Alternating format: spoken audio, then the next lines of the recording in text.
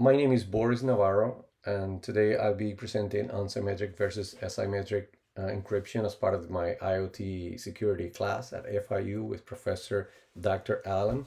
My Panther ID number is 6334916.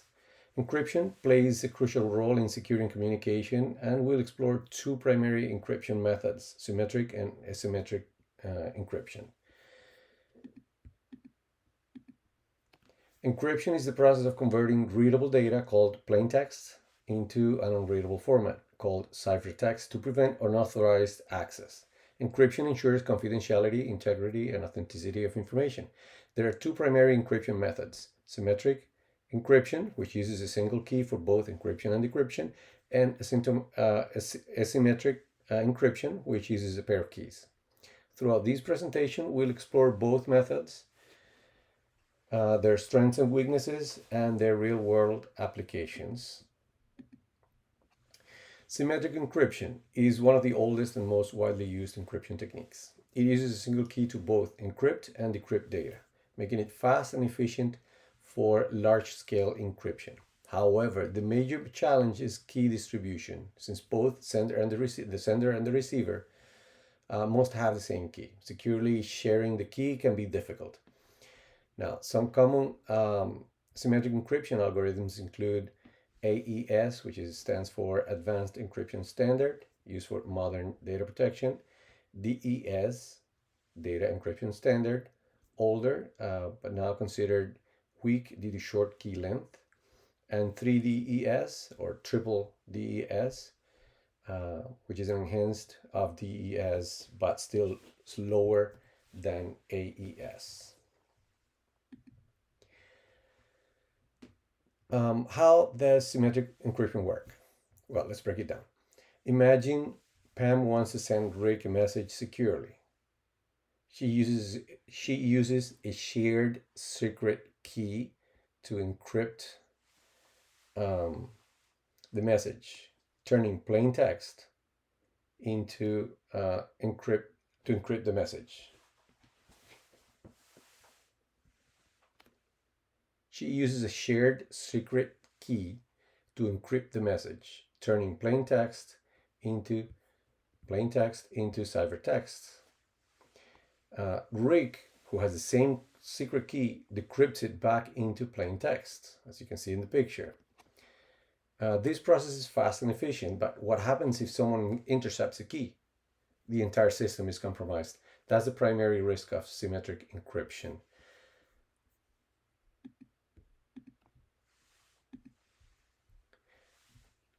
Symmetric encryption has several advantages and disadvantages. Let's analyze them. As pros, it is faster than asymmetric encryption, and it requires less computational power, making it suitable for encrypting large amounts of data. However, it has the cons of the key distribution problem, which securely shares the key is difficult. If an attacker gains access to the key, then the entire system is compromised, as we said earlier. Now, what is asymmetric encryption? Asymmetric encryption solves the key distribution problem mentioned earlier by using a pair of keys, a public key for encryption and a private key for decryption. This means that even if someone intercepts the public key, they cannot decrypt the message without the private key.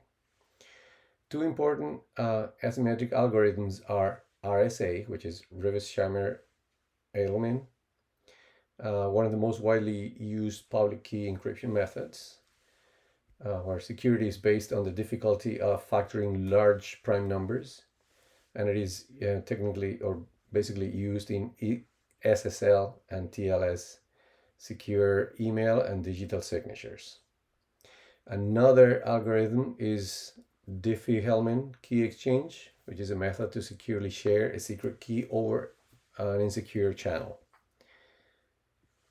And it is used mostly for VPNs, SSH, and secure messaging. Unlike RSA, it doesn't encrypt data directly, but establishes a shared secret key for symmetric encryption. Now, how does asymmetric encryption works. In asymmetric encryption, if Pam wants to send Rick a message, she encrypts it using Rick's public key.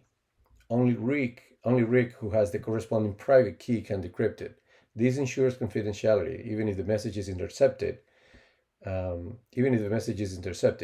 reverse is also possible.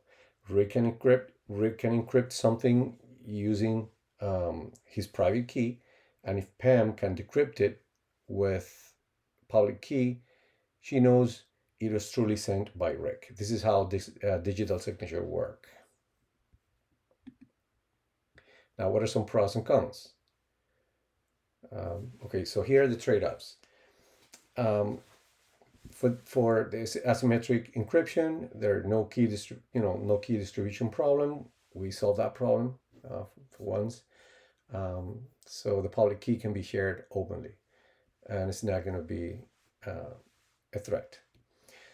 It supports digital signatures, providing the authenticity of a sender. However, it is computationally expensive, making it slower than symmetric encryption and not suitable for encrypting large amounts of data.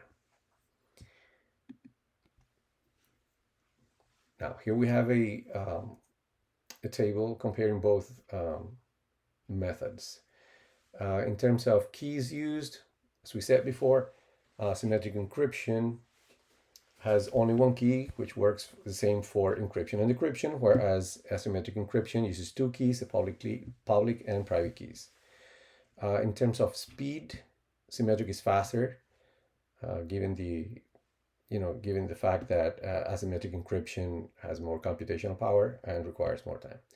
In terms of security, symmetric encryption is less secure, given the key distribution problem we mentioned earlier, whereas asymmetric is more secure because you have a public key, a public-private key mechanism, which ensures security.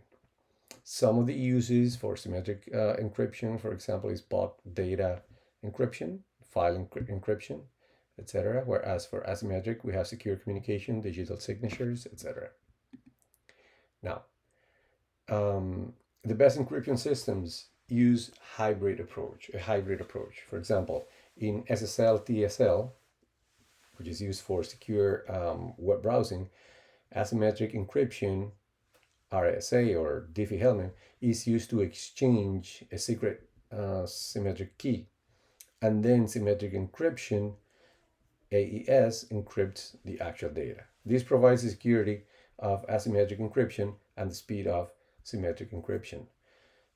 As a conclusion, or to sum up, symmetric encryption is fast and efficient, but has the key exchange problem. Asymmetric encryption is secure and solves the key exchange problem, but is slower. Hybrid encryption combines both for optimal security, as seen in SSL, TSL, and many secure systems. And of course, it is the best. It uses the best of both worlds. With this, we conclude our presentation. The following are some of the materials used for this presentation. Thank you for your time. Thanks for watching. Until the next time.